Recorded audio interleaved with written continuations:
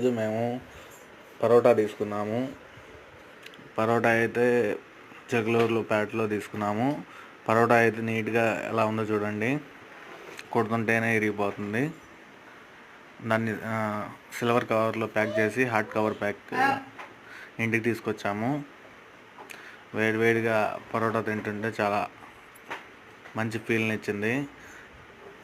దాంట్లో చిన్న చిన్న చికెన్ పీసులు కూడా వేసాడు. అవి చికెన్ పకోడీ ముక్కల సైజులో ఉన్నాయి. దాంట్లో షేర్వా వేసుకుని తింటే చాలా సూపర్గా అనిపించింది. నిమ్మకాయ ప్లస్ ఉల్లిపాయ కాంబినేషన్ ఇంకా బాగుంది. గ్రేవీ అయితే బాగా స్పైసీనెస్ ఎక్కువగా ఉంది, అయినా పర్లేదు.